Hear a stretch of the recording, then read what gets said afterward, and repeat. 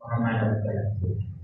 Amen? Kahit hindi pastor, kung sino yung naglilingkod sa pamilya mo na frontliner, dapat manatili ka pa rin nakakunin sa kanila. Kasi hindi sumusuko yan para sa'yo. Amen? Kapag ka bumitaw yan, yung connector na yan, damay pati mga downline. Damay pati mga pamilya. Amen? Pagkusuportahan mo natin kung sino yung mga napapatuloy, manatili tayo nakakonekta sa kanila. Yes? Huwag yung nakita mo na ganito tapos is-dismiss mo ba? No? Or i-persecute mo ba? Sasabihin mo na puro ka na ng church, puro ka na ng pastor, puro ka na ng circle, puro na wala ka na ginawa. Diba?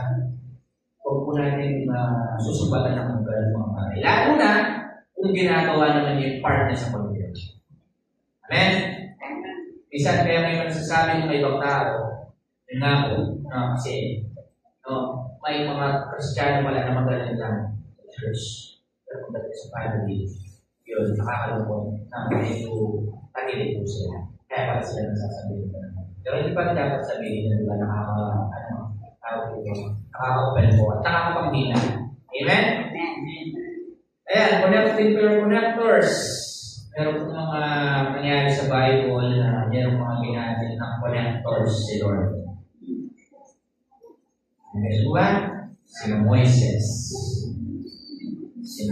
Ginamit ni Lord si Moises na connector, no, para sa mga Israelita. Guys, po ba sila? No? Sino pa ba? Sina Abraham. Diba? Ginamit ni Lord dyan bilang mga connector. No? Sina Paul. Sina Pablo. No? At yung iba pang mga disipulo. Yung 12. Maalala, mga connector sila. Pero tayo ng mga ordinary mga Kristiyano, dapat manatili tayo ng connecta sa kanila. Yung mga Israelita, kung hindi na natili nakakonect, no, sa connector na si Moises, malamang po napahamak sila. Amen? Kasi, nakakonect sila eh. Hinahabol sila ng Paraon eh. Kung pinagat sila na sumampo kay Lord. Kung yung mga Israelita, tulis ko na, hindi sinunod yung connector, hindi pinanatili yung connection kay Moises na likod ng Lord. No? Malamang, hinahabol sila ng mga Tibero at ng mga Chalo, napahamak sila. Amen? Kaya sabi ko mga buhay, kung ano po yung, kung nasan po yung mga connector, kung nasan po yung mga kasama mong mananawalataya, nasan kung anong daan, sunod ka. Huwag nalilito. Dahil alam naman natin na nandun lang si Satan nag-aabang, parang Leo na nag-aabang ng masasila. Parang ang tupa na kapag naliwalay ka, habang natin. Dahil kain lang. Remember, Satan is here to kill, to steal, and destroy. Yes?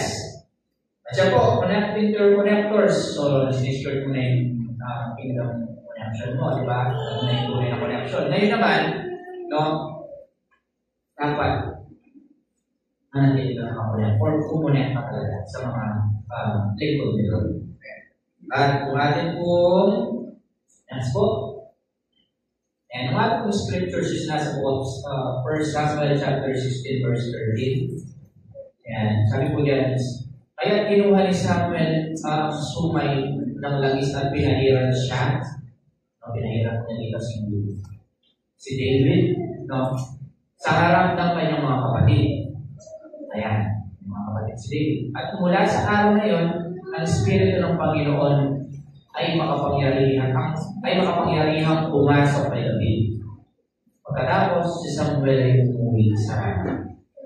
Yan, bago po natin dyan, pinag-aralan ko po uli yan, no, para po mabigay natin ng tama, no, kung ano, bago po nangyari yan, para mabigay po natin ng tama, kung ano po yung history yan. Kung bakit, in-anoint ni Samuel, ni Prophet Samuel, which is anak pala ni Hannah, kilala yung kapatid ni Penina, no?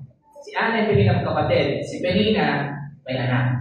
Lagi niyang nilalait si Hannah dahil hindi magkaanak.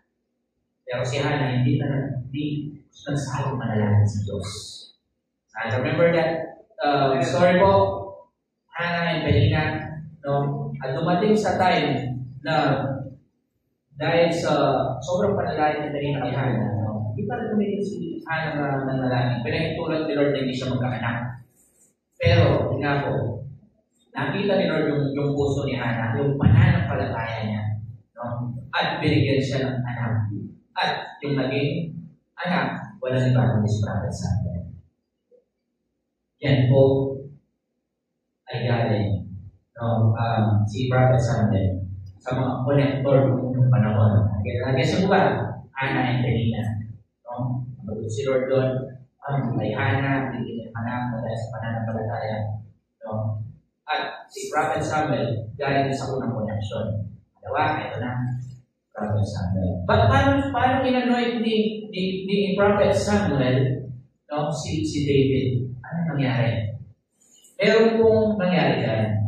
Si David, alam niyo si David, yung nakalaban ni Goliath. Amen? Ano po ba yan? Okay. Bago po siya in-anoint dyan, no, meron pong hari. Walang iba kundi si King Saul. Yan.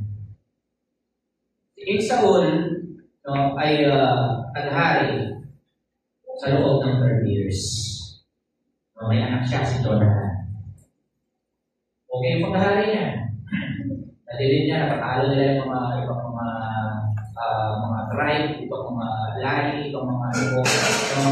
Dahil po sa pamumulo niya. Okay po, 30 years yun.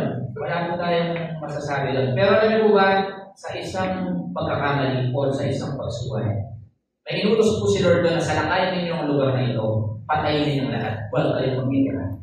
Alam niyo po ba, sa instruction ni Lord, meron pong hindi nagawa or nasuway si Hannah sa ulo. Pinapapatay niya lahat. Alam niyo po ba ang ginawa ni Hannah sa ulo? No? Hindi po niya pinatay ang ibang mga palulusong ng mga hayop, like baka, mga toro, which is yung instruction ni Lord, patayin lahat. Huwag kayong magkikira. Itinabi po niya. I-over daw po niya. Alam niyo po nangyari? Simple lang. No, akala ni Saul, ni Haring Saul, na much better yung over yun. Pero hindi niya alam na mas gusto ni Lord yung obedience. At doon po nangyari nung itinakwil ni Lord si prophet ay si King Saul bilang anak. Sa isang simpleng pagsuway na akala niya, ay hindi kami yan. Huwag yung papatay niya, natalo sa nila yung mga angkal na yan eh. Tapos, kung masimulang panahon po gano'n, pag natalo sila, kukunin yung kanilang mga ari-arihan, mga kanila, mga toro, no? Yung instruction ni Lord, patay lahat, pati yan. Pati yung mga laga nila, huwag lang yung kunin. No? Ginawa po niya, hindi nabig niya yung mga matatabang mga hari. I-over doon. Ayaw ni Lord yun. Instruction patay lahat. So, yung instruction ni Lord, no, hindi niya sabi ng maayos ng hari sa ulo. At ganun po siya tinakwil. Kung titignan mo, bakit naman pastor dahil siya tinakwil? Eh, nagkasitog naman siya. Wala naman parang masamado. Isa po tayo ganun. Akala po natin na madadaan natin si Lord sa pagbibigay na. Hindi ko sinasabi masama yung pagbibigay. No? Madadaan natin si Lord sa yun sa mga pambubola natin. Masakit na po, no? Sorry for this word. Kung ano po yung instruction ni Lord, kung ano po yung instruction ng mga collectors, dapat sundin natin ang detail. Amen? Huwag tayong gagawa ng sarili natin mga desisyon na wala sa plano ni Lord at ng mga collector. Hindi naman yan. Pero, you must follow God's instruction properly. Yes? Minsan po kasi, minsan na-overwhelm tayo. Gusto natin na gawin ito. May makakaganda sa church to. May malulugod si Lord dito. May baka gusto nito. Okay po yan, may initiative tayo. Pero kung ano po yung instruction, mas maganda, no, na gawin natin kung ano yung sinabi. Pwede naman po tayo mag-suggest, wala akong problema. Suggest po tayo, diba? May ginagawa, diba? Meron tayong mission ngayon. May gagawin tayong mga settle dito, ganyan-ganyan. Pastor Joker, ikaw dito. Brother Joshua, ikaw sa mga ganito.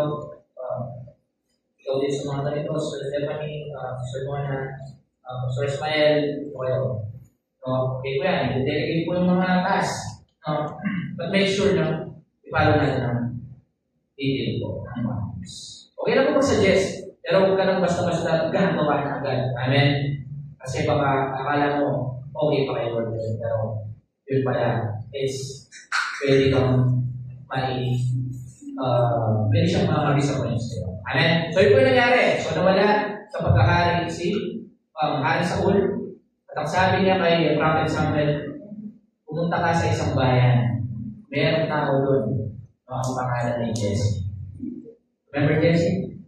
Father of David. Isa na namang kolektor. Samuel, ito nakikita na po si Samuel, nananatili po siya sa mga utos ni Lord, sa mga kolektor na nagkalit na tao. So, sabi niya, pumunta ka sa isang bayan doon kasi meron akong ipapalit kay Saul. Nasabi ko siya pag nandun ka na. Alam mo ba, ang sabi ko doon, may 7 anak po si Jesse. Merong mga bati-puno, merong mga Bachelor of Science, major in vulcanizing, mga ganun po, no? In short po, mga matitipuno, mga magiging mga lalaki, no? Maganda po yung parang pag unang kita mo pa lang, ay, pwede mag-hari ito, Pero yung banda, sa pitong anak na yun, no? Wala po namin yung pagkakas. At tinanong siya muli, meron po ba bang anak? Yes. Meron po po si David. Nasa pastulan po siya. Ayan na. So, isang pastol. At anong nangyari? Sige, tawagin mo siya. Ganito ganyan. At tinawag po siya. Diyan na po nakarating sa verse po na yan.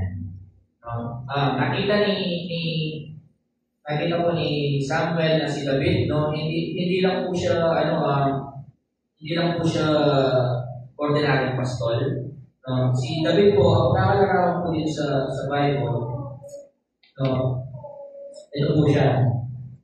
Isa po siyang maganda po yung kanyang mga mata, mamula-mula po yung kanyang balat. At in short po, may dating din po siya. May dating po si David. Hindi po siya basta-basta na parang pag sinabing pastol kasi, yung itsura ng mga yan, parang magkakabo, di ba? So, parang lang siya, simple na, di ba?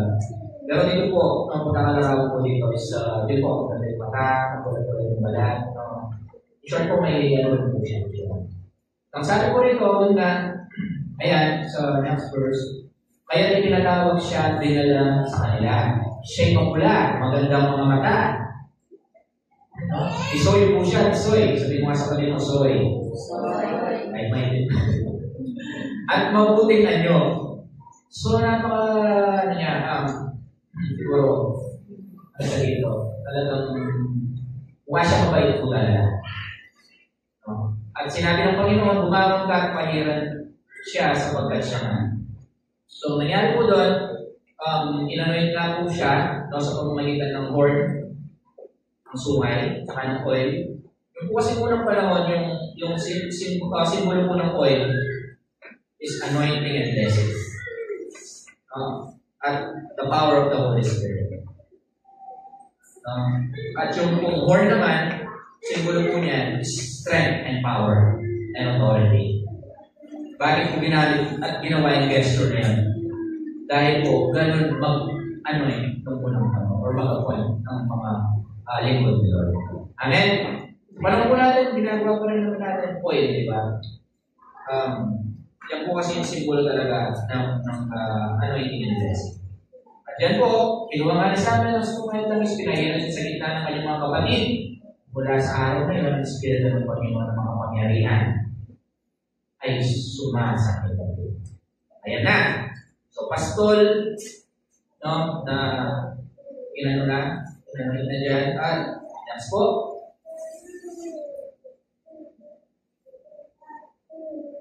Ayan. Ano po ba na si David was connected to his connectors? Kung inanoy po siya, hindi po siya nag-disconnect. No? May prophet something. Nanatili po siya. Parang tayo, nung mag-born again ka, nanatili ka, di ba? Ayaw mong umiwalay. Ayaw mong mapalayo sa presensya ng Panginoon. Amen? Good naman po yan.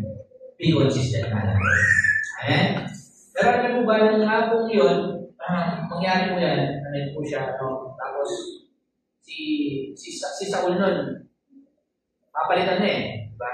Pero, si David po, kinuha niya muna bilang maging pinunong kawal.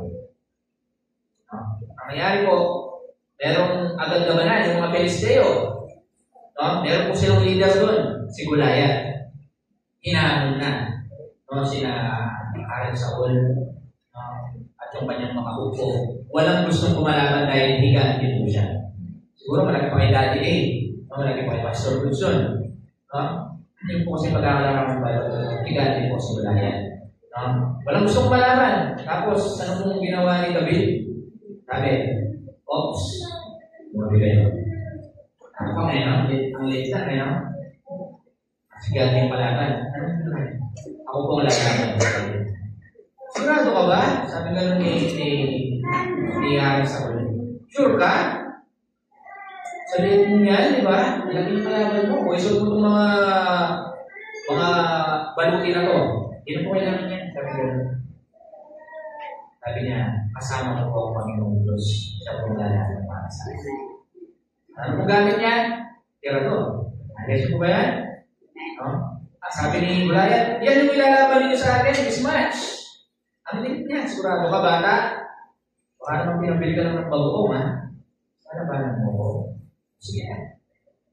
Pero alam mo ba kung anong sinabi ni David kay Hari Saul bago nilabanan? Yung nga po nakasama ng Panginoon, siyang lalaban sa kanya. At hindi lang pala po siya ordinaryong pastol. Pinag-aaralan po siya si David pala, bago siya maging Haring David. Kapag po pala, may mga nawawala sa kanyang mga alaga ng mga tupa, no? At kinukukuha ng mga oso at ng mga leon, hinahabol po niya. Hinahawakan sa panga at pinapatay. Yun po si David. May chance po ba siya kay Goliath? Nakapatay na daw siya ng leon at ng mga oso. So, wala lang yung isang tupa, hahabulin niya. Hindi pa naman leon, hahabulin pala niya. Hahawakan sa panga at papatay. Nakapatay na daw siya ng oso at mga leon. So si David, kahit maliit, terrible po siya. Small but terrible.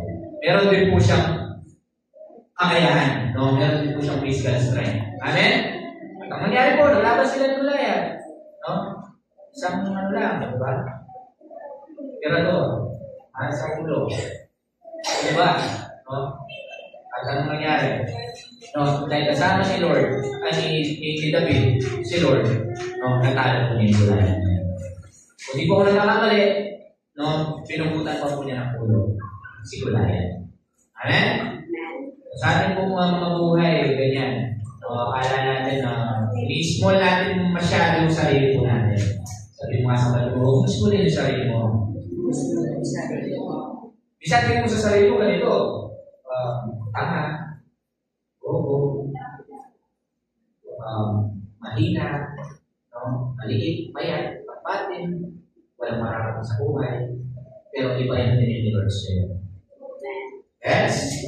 Alam na, ganito lang ako, wala nang mararating sa buhay. Wala, hindi ko kaya. May problema ako, ang laking problema, ang laking gulayan. No, tandaan mo, alam mo kung sino yung tunay na connection. Ang tawag ng Panginoon. Amen? Dapat, kung mananampalataya mo, sa tulungan ng mga gulayan ng mga problema mo, you must stay with your connectors. You must stay with your true connection. Wala na ba kundi ang Panginoon? Amen? Natalo po niya, anong nangyari? Matalo po niya si Goliath, na-impress. Si Haring Saul. No? At nagkaroon ng BFF si David po dito. Papasok mo namin dahil siya na naman po na walang iba kung si Jonathan. Anak ni Saul. Maging matalik sila magkaibigan na sabi ng Bible. At nagsumpaan sila na walang iwanan hanggang kamatayan. Meron pa po ba mga kaibigan na ganyan ngayon? Kung sinabihan na, biyan tayo forever. Diba? Nagkaroon lang ng issue, nagkaroon lang ng mga utang, tapos di binayaran, pinost na sa Facebook. Akala ko pa ng mga kaibigan na kita. Baka naman gusto mong mag-sin. Diba? Pero nung unang panahon po, alam nyo, nagkaroon na po siya ng kaibigan si Jonathan. At siyempre, dahil na-impress po si Saul, sinabi ko niya pala sa mga labanan si David. No? At dumating po sa point na ganito ang nangyari. Si David po, ay si Saul, nainggit na kay David. Bakit? Sinisigaw na ng mga tao. Si Saul ay pumatay ng libo-libo. Pero si David ay pumatay ng 10,000 libo. Nagkaroon na ng pagsiselos, nagkaroon na ng opportunity in dialogue para pagtangkaling patayin ni Saul si David. Hari ka tapos isang ordinaryong pinunong kawal mo, mas higit pa yung nalarawa sa'yo. Diba? So, dumating sa point na sinibat ni Saul si David ng 2 beses. Hindi lang tinamahan. Dahil yung anak ni Saul, si Jonathan, best friend si David, nakasan tayo, papatay ka ng aking ama. Nakakasunod pa po ba kayo sa kwento? Anak ng hari, best friend ni David, no? Tapos papatay ka ni Papa. Ano na? Nakasan tayo. No? Ang nangyari po doon, no? Hindi iba ni Jonathan si David. Tinulungan niya naman. Ayan nga po, dahil sa pagmamahal ni Jonathan kay David, sinagpaan na sila maging kaibigan namin. At yes po, sige, tali po muna tayo sa mga pagmamahal natin.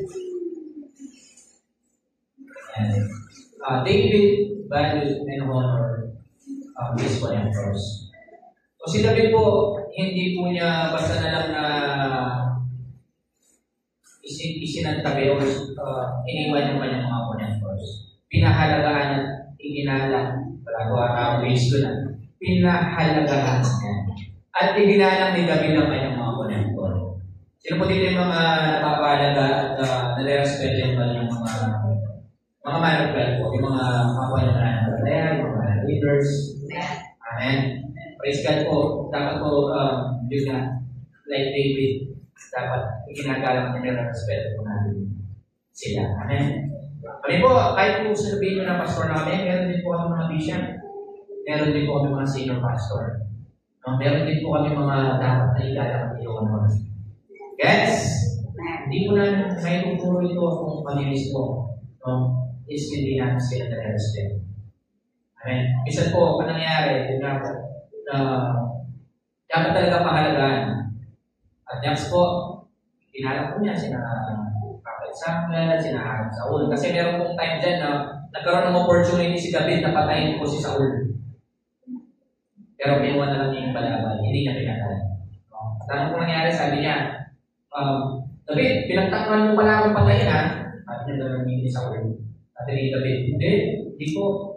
Lingkod po kayo ni Lord. Hindi ko po kayo magagawang patayin. Sa patunayan nga po, ito yung inyong balabal. Kinuha ko. At handang ipakita sa inyo na sign na nagkaroon ako ng opportunity na patayin ka, pero naalala ko ng man of God ka pala. Lingkod ka pala ni Lord. Kahit minsan, ganyan na yung ginawa ko sa akin. Alam naman po natin, wala akong perfectong man of God. Minsan may mga parang nagkakamali, mga pastor na inaakusahan, mga ibang mga bishop, mga pope, di ba? Nararamdaman ng mga molestya, pangmura ko sa simbahan. Amen. Pero praise God po sa atin. Alam ko po wala po ganyan. Amen. Amen po ba? Wala po kayo doon?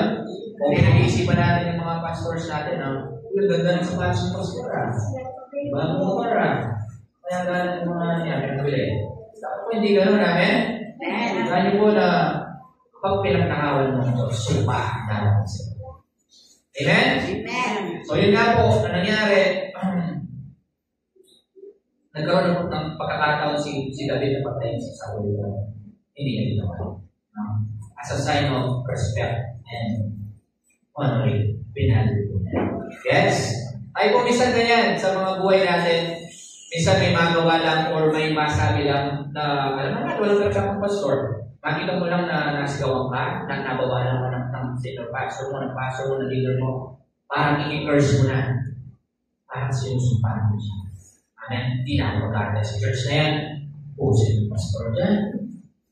Diba? Ang kaya dyan, pusin mo dyan, ang leader dyan, ang worship leader dyan. Huwag dyan. Pero yung bang magagandang bagay na ginawa niya sa'yo, nakalala mo pa. Di ba pwede magkamali yung sa malikot ng Diyos? Amen? Pero tingnan nyo yung attitude dito, pag-ibig.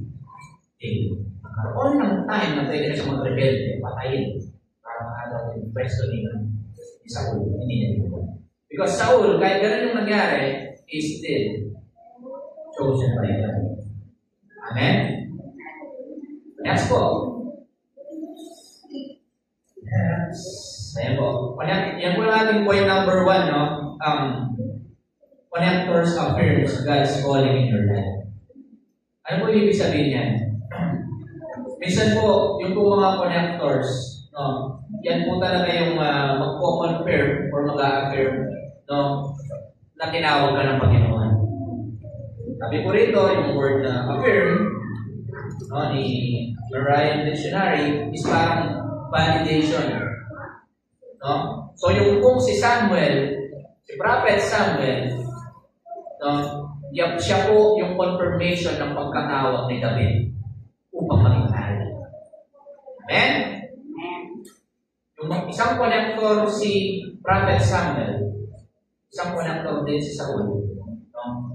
Confirmation niya na si Lord, si Yahweh talaga tumawag kay David. Amen? Amen po ba? Amen. So sa ating mga buhay, huwag ka na magtaka. Kung ginamit ni Lord yung leader mo, or yung kapatid mo, yung pastor mo, no? Or kung sino man yung unang nag-invite sa iyo sa simbahan at nagpakilala sa iyo sa Panginoon, confirmation yan ng God's calling mo sa buhay mo. Amen? Amen. Yung ba nag-invite sa iyo? Una, diba? Huwag mo rin basta-basta babaliwalain yun. Ginamit ng Diyos ang tao na yun as a confirmation na tinatawag at tinawag ng Panginoon. Amen. Ako pwede ako tungkol sa pagiging pagpapastor. Ang sarap kuminom. Ang sarap aligarin, ang sarap magbisyo. No? Pero nung kung 10 taon po ako dyan, no? Naalala ko noon, dito dyan. At saka sila dito Nelson pala, no, by the way mo na dito namin. Dito Nelson. At yun nga po, pag pumupunta sila noon sa bahay, dito sa mga pinalola, no, bahay matanda po kasi yun, nadadatnan po nila kami lagi yung mga barkada na po nagbibisyo. Pero hindi po akalain na nagamitin tayo ni Lord. 10 taon na po natin giniwan yun. At ginamit po niyang connector, no? Walang ibang niya ng pinsan, si Pastor Luz. Anak ni Manus. Sabi ko, dating fraternity ito, umahawak ng fraternity, dating gangsta, dating pusher, no? Sorry po, no, pero I want to be specific po kung ano yung dating buhay Pastor Luz. Ang baskudero, bigla nagbago. Dahil hindi ako naniniwala sa Diyos. Pero nung makita ko, yung biglang transformation po niya, at biglang pagbabago, ilang taon, hindi na niya binagay yung dating buhay. Totoo ang Diyos, sabi ko, ito yung confirmation. May-invite na ako dito, nagkala mag-isip ako. Church po ako, oo, pero pag-uwi, iba yung ginagawa ko.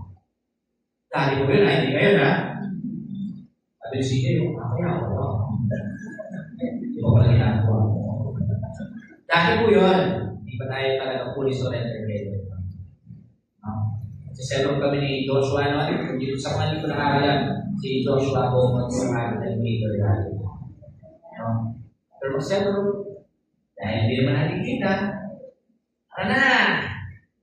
Kapag wala na yung pari, kung talungan kita.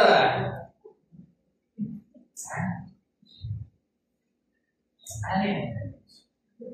Pero ako na po mismo yung nahiya nung church ako dito, tapos iba yung ginagawa ko. Di ba? Ate mo. Sige Lord, konti-konti ko. Kinonti-konti ko. Di ba? Yung pag-konti-konti ko, sinulit ko. Punta pa ako sa technical diba? Sulitin mo na, sabi ko, mag-i-idea din ako. At last na to, re-retreat naman ako eh. Hindi mo rin, sulitin mo na, gabay mo na. Yun na. Yung muli nga nung po, 2016, October. No, yun na, pitig-pitig. Ngayon, dito po madali.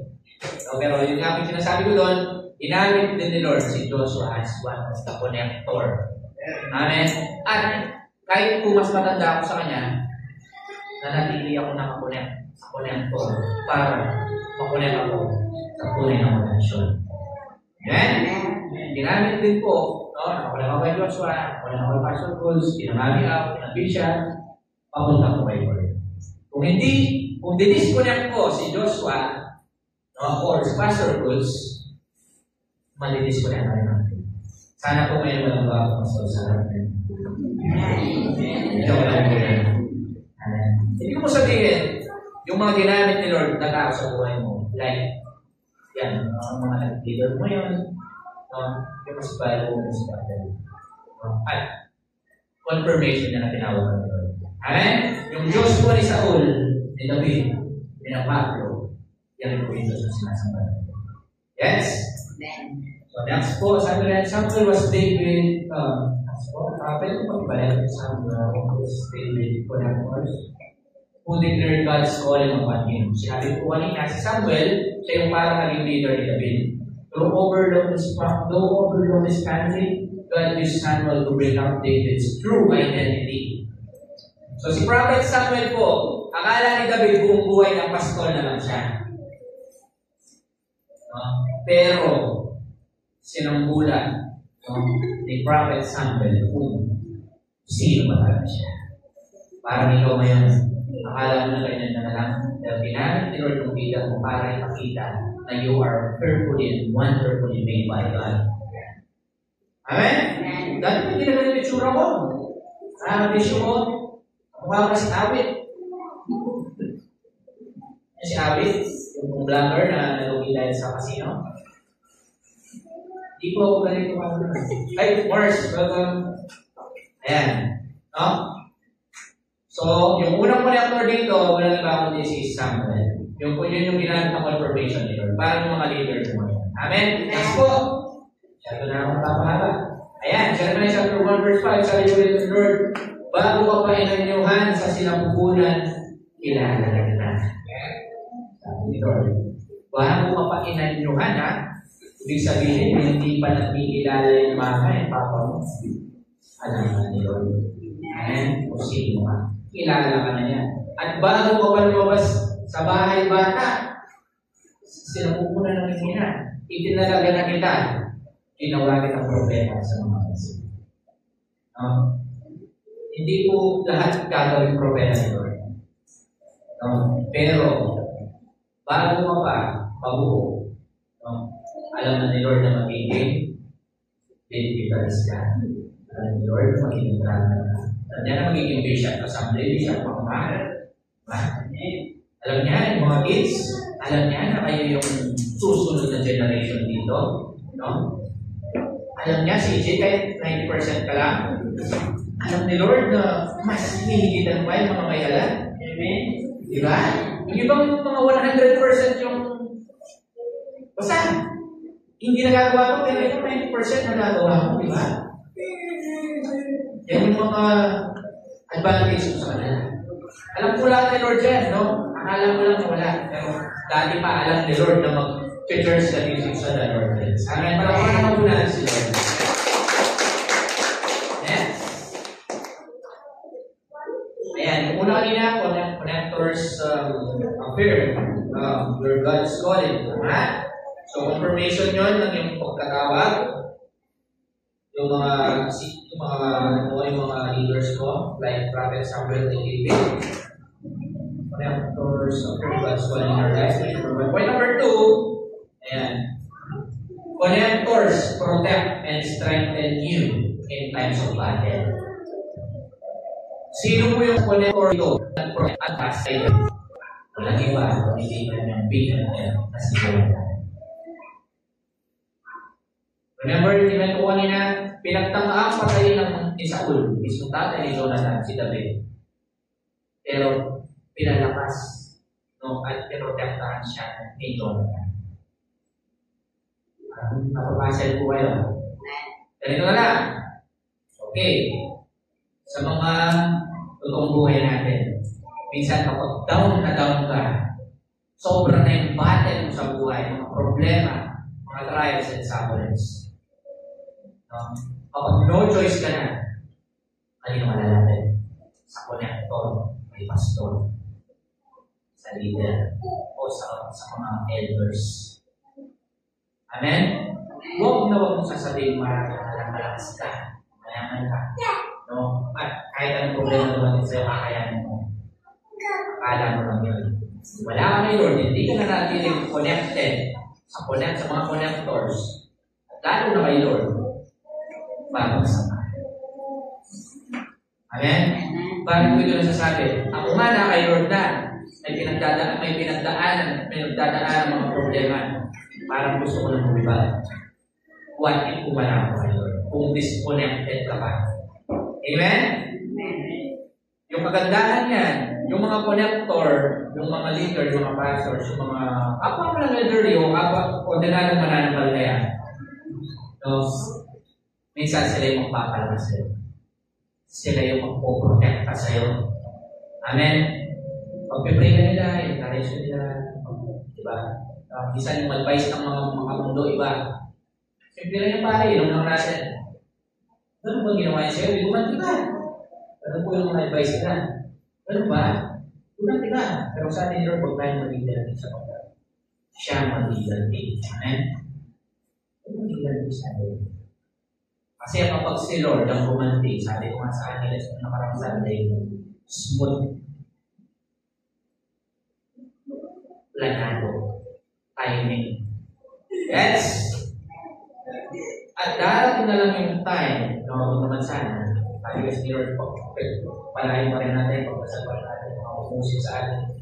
Darating yung time, ang panunukunan mo na lang yung pagganti ng Panginoon na napakasunod. Yes! But manatili ka pa rin na mabuti ka. Kapag si Lord na kumanti, sigurado hindi magandang sasabihin ng gumawa sa iyong pasaman. Ano po ba? So, point number 2 is protect. Connectors protect and strengthen you in times of battle. So, kapag may pinagdadaan ng kapatid, yung mga connectors mo, like David, connector ni Lord at protect si Jonathan, anak mismo ng Kali. Hindi na patay si David. Amen? Pinalakas pa niya ang loob niya, sabi niya. Diba nagsampahan tayo, David, na hindi kita iniiwan. Pili magkaibigan tayo ang buhay. Madalang na ng mga tunay na kaibigan. Isa yung mga tunay na kaibigan, sa panahon natin, mahirap ng mahanap. Gusto ka lang ng mga yan. Kapag nag-enjoy sila. May pera ka, nililibre mo sila. Pero kung nagkasakit ka, siguro isa, dalawa lang mga kakailan sila. Kailan mo ba? Ang tunay na kaibigan, meron ka o wala sa samahan ng kaibigan. Amen? Yung tunay na connector, ano man yung itsura mo, ano man yung estado ng buhay mo, hindi mamimili naman yung samahan. Minsan kasi kapag medyo mataas na yung tingin sa sarili mo, ayaw mo naman sa lumuha sa mga mabababa tao. Pili mo kasi na, ano ka na, masyado ka ng mataas. No? Pero hindi ko, dapat, kung saan ka nang galing, marunong ka naman sa inyo ng galing. Amen? Hindi yung piles tapos, hindi mo na napapansin na lumalaki. Next po, next slide po. For Samuel, wala na po, hindi pinauwi ni Saul si David. So po yan, dahil nga po sa napakagaling niyang mamuno sa mga katanan. Next, dahil sa pagmamahal ni Jonathan, which is yung tunay na kaibigan, yung connector kay David, isunumpa niya na sila yung magiging magkaibigan natin. Yung sinasabi ko, kapag sumumpa ka, make sure na gawin itong sabi nga ng Bible. You made a vow, dapat tuparin mo. Amen? Kasi kapag ka sumumpa ka, hindi mo tinupad, parang nagkakasala. Mawawalan pa ng tiwala sa iyo, yung sinumpa. Diba? Hindi kong first. Yung parang kayo, promise, sumpa man, bibigay mo sa sahod. Pag hindi mo binigay, ano mangyayari? Kulitin ka, chat ka, post ka sa Facebook, at marami pang mga ibang bagay na hindi mo tandaan yan sa iyo. Amen? Kaya wala po kong papahiram ha. Ito po. Next po, hindi po pinitaw ni Jonathan pinalakas, pagkaprotektahan, strengthen. Next, ibinigay niya kay David ang kanyang balabal ang magamitang pandigma, pati ang kanyang tabak, panas, doon. Isang tunay na kaibigan, kung ano yung meron siya, minsan, yun na lang, ibibigay niya sa iyo.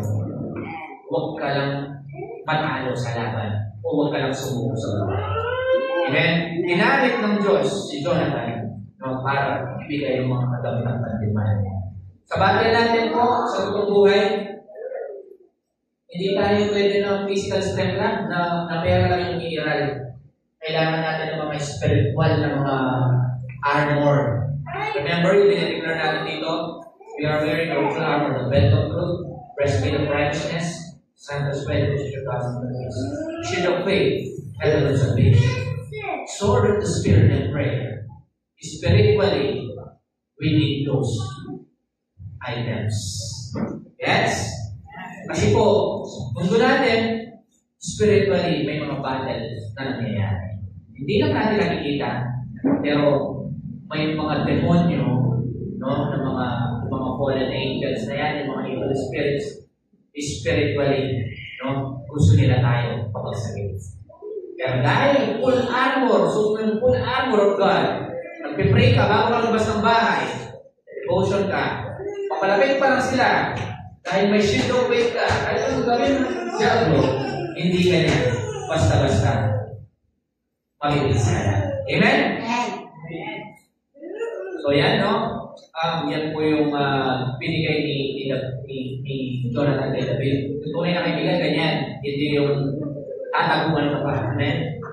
Meron ka rin kasi dito hari tayo mga yan. So meron talaga siyang mga items. And next po, ito rin ito.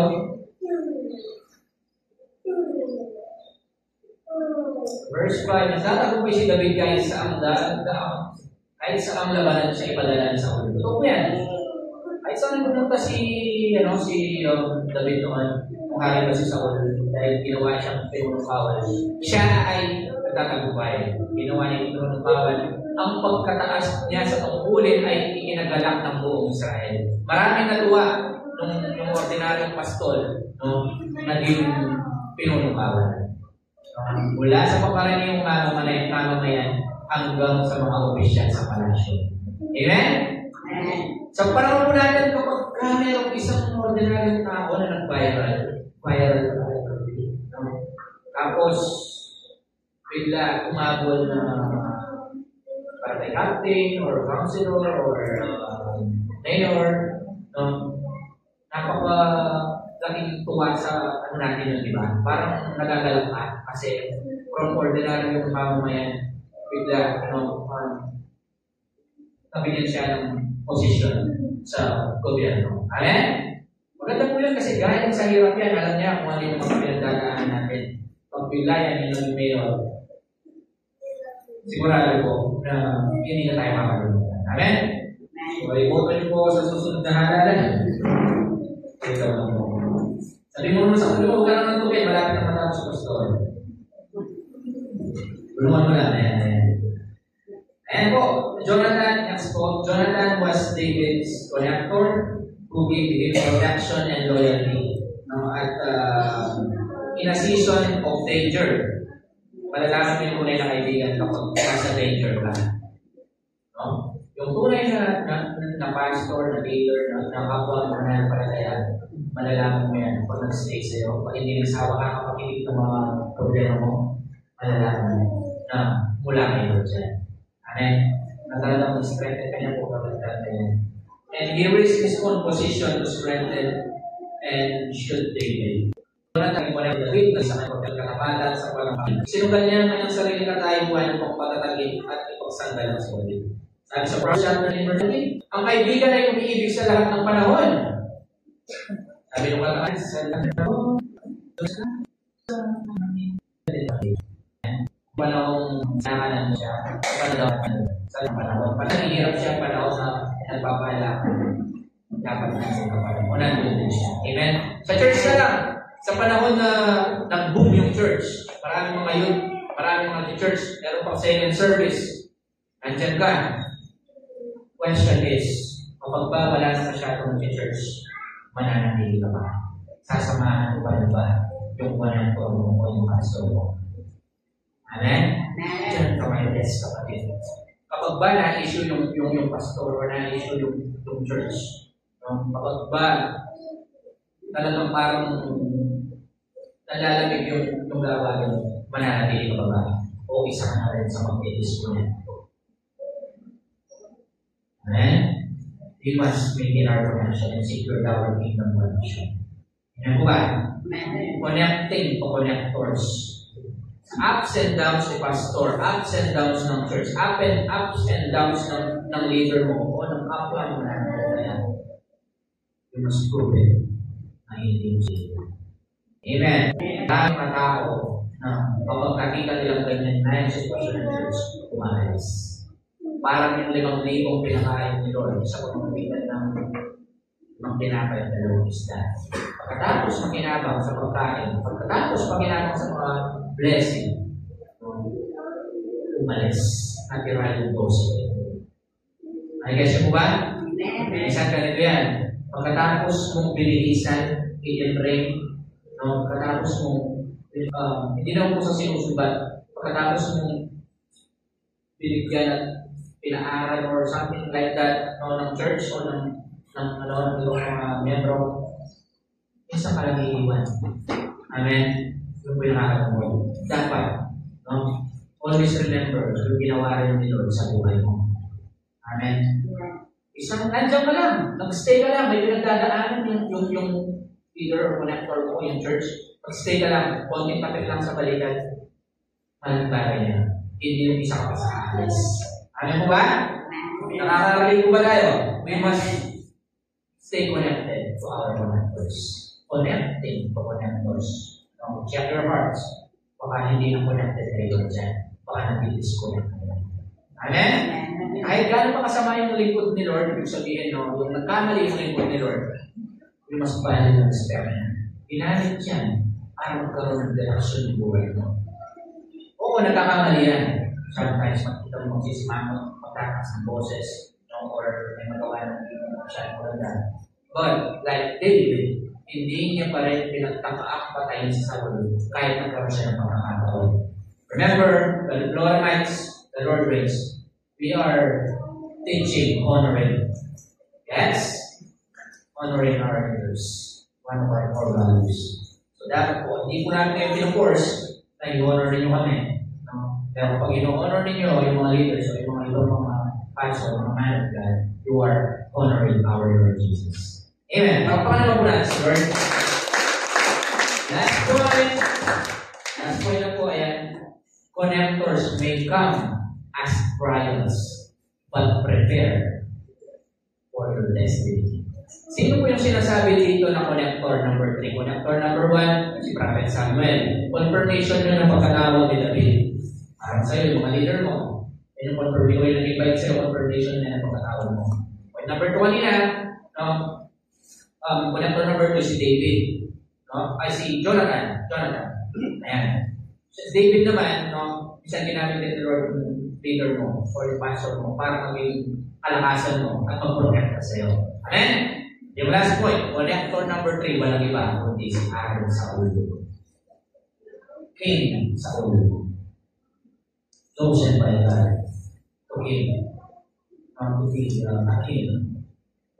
Minsan, aalaw ni Lord pala na minsan leader mo or senior pastor mo or bishop mo or mama mo, papa mo or asawa mo. No? Aalaw ni Lord dyan na maging pagsubok mo. Sabi mo sa tabi mo pagsubok. Huwag ka nang magtaka. Look at Joseph. Bakit po tayo sa Old Testament? Pero ito sa Agnes. Joseph, anak po siya ni Isaac. At may mga kapatid. Sobrang selos nila. Gusto nila na tinangka nilang patayin si Joseph. Si Jose. Inano nila sa balon, tinulog nila. At ibinenta nila. Ibinenta po nila para maging alipin. Ano nangyari? Mismong pamilya niya naging pagsubok. Amen. Mismong mga kadugo niya. Kaya po yung sinasabi nila ngayon na blood is thicker than water. Hindi na ako masyadong maniniwala. Pero depende pa rin po yan. Pagkadugo mo talaga, mas mananay pa rin dugo. Amen? At ang nangyari po, sa ginawa nila kay Joseph, binenta nila bilang malitin. Di ba? Napaganda pa. Nangyari. Dahil si Joseph, ang tawag sa kanya, Joseph the Dreamer, kaya niyang magbasa ng mga panaginip. Kaya niyang ipaliwanag kung ano yung pinapanaginip mo. At nagustuhan ng araw at ginawa siyang kamahal o governor. So, ano po ibig sabihin doon? Kahit po minsan, yung mga connector natin, minsan kaya mo, minsan leader ng church or kapwa ng mananampalataya, aalaw ni Lord dyan, kahit yung mga kapatid ni Joseph, na gawin sa iyo yung bagay mo, para ma-prepare ka sa destiny mo. Walang breakthrough kung walang ma-break. Yes? Minsan gusto mo ng breakthrough, financial breakthrough, diba? Gusto mo ng blessing, pero kailangan pala may problema. Tignan mo na break din yung heart dito ni David. Mismong lingkod ng Diyos, pinagtakpan siyang patayin, nainggit sa kanya. Diba? Lingkod ng Diyos siya, Siyempre, hindi naman nakakaitulog na si Lord po yun. At anong nangyari? Ginawang test ni Lord si Aaron Saul para malaman at matupad yung layunin ni Lord sa buhay ni David.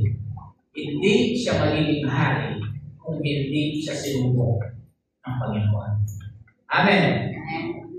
Parang tayo yan. Hindi ka makakatayo ng ganito. Hindi mo ma-achieve yung mga achievements na meron ka ngayon ng bahay, kotse, magandang trabaho. Hindi ka pinayutan tumaan sa mga pagsubok na yun o sa ibang mga tao. Amen.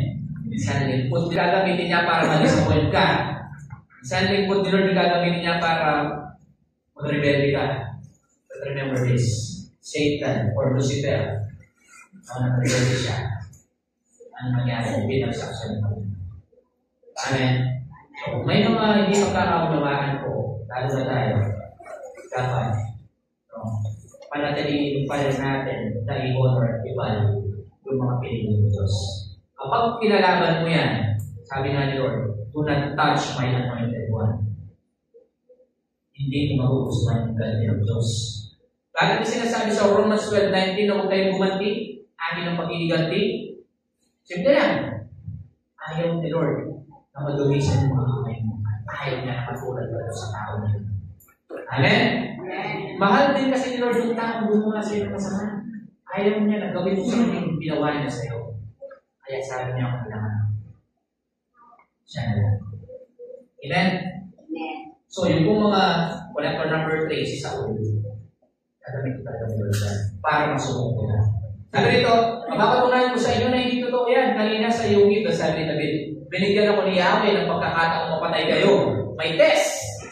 Binigyan ako ni Yahweh ng mapatay kayo ayon sa ulo. No? Gusto na ng tauhan kung patayin kayo. May mga nabubudsok na. Patayin mo na yan. Unahan mo na. Diba? Ating mga tauhan niya. Ngunit hindi ko ginawa. Minsan may mga taong magsusul-sul sa atin. Ito yung mga marisol. Kasi mo ba? May marites, may marisol. Sabihin nila sa'yo, ay ganun ba? Oo na daw, wala mag-church sa church na yan. Oo nga, no? Alam ko nga, yung pastor dyan, ganun gawin na. So, kaya mo dinadala yung mga binibigay natin. Kasi nakita ko, may bago na sa pastor, hindi ko tama yan. Amen? Ako po, iba na yung pastor, meron po ako nagtatrabaho. Amen? Yun po sa hindi ko po tinataas yung sarili ko, pero alam naman po natin, ilan na po yung mga miyembro natin dito. Hindi naman po ganun palagi yung finance ng church. Tapos kukunin pa po namin. Amen? Pero sinasabi ko po dito, minsan, may mga magsusulsul sa'yo na oo nga, ganyan na yung pastor dyan. Oo nga, ganyan na yung church dyan. Wala na magsisimba sa church na yan, ganyan sila. Agresya po ba yan? Pero ayaw po ni Lord na pag-isipan po natin ng masama yung mga likod niya. At sinabi ko sa kanila, hindi maaaring pagbuhatan ng kamay ang ating hari sapagkat siya'y pinili ni Yahweh. May set ni David po dito, kaya hindi niya pinatay si Hari sa ulo. Naisip pa rin niya na likod pa rin ng Diyos yan. Amen? Nagigasi po ba? Amen. Kasi, susubukan niya talaga yan. Sabi ko, binigyan ako ng pagkakataon mapatay ko, pero hindi ko ito. Isa, bibigyan ka ng pagkakataon ni Lord na mag-rebelde sa church, pastor, sa mga mentors mo, sa mga connectors. Bibigyan ka ng chance opportunity. Itignan niya. Kung saan ka ba, nakapasa ka sa mga test, sa totoong buhay pa, mapapasang ko yung test. Amen? After for me, yun yung simula ng test. Kasi sa pang-force ng gawin na kahit pinipilong ka na, okay lang po. Okay lang po. Okay po. Kailangan po ba sa puti? Okay po. After nun, wala sa pang-force. Next po. Yan medyo pakatalan po. Narito ang mga po, yan nga po yung sinabi ko kanina, pagkarasyon ng tayo ng balawal. At kung may naputulan po sa una, nagagawa ko ng mga kanina. Next po, yan, na-explain ko na po kanina yan. At ulan naman tayo ng dalawa ni Yahweh, siya ang magpapalo sa salto, hindi ko kayo maaaring pagbuhatan ng kamay. Sinabi pa rin po yan, hindi ko kayo maaaring pagbuhatan ng kamay. At ulan na tayo ni Yahweh. Next po, sino ang nagsasalita po doon? Kung sinabi na ito ang pagkakataon, si David. Kanina niya sinabi, sino kausap niya? Si Hari sa ulo. Bakit niya ito sinabi? Sinabi ni David ang mga ito upang patunayan na hindi ang intensyong patayin si Saul. Ipinakita niya, karasyon ng dalayan ng balagay, na siya mismo ang kumukuha. Bilang ebidensya na nagkaroon siya ng pagkakataon sa paano patayin si Saul. Pero hindi niya ginawa. Kahit na sinabi yun, may ebidensya po ako, kahit kung ganito yung ginawa ninyo, pastor, hindi ko po pinagtak ng mga rebelde, hindi ko po kayo pinagsalita ng masama or connector, sa connector po kasi sa ulo. Next, igalang ang otoridad ng Diyos. Inuupo niya si Saul ang pinili o pinaliran ni Yahweh. Kaya hindi siya dapat magbuhat ng kamay laban sa inihalan ng Diyos.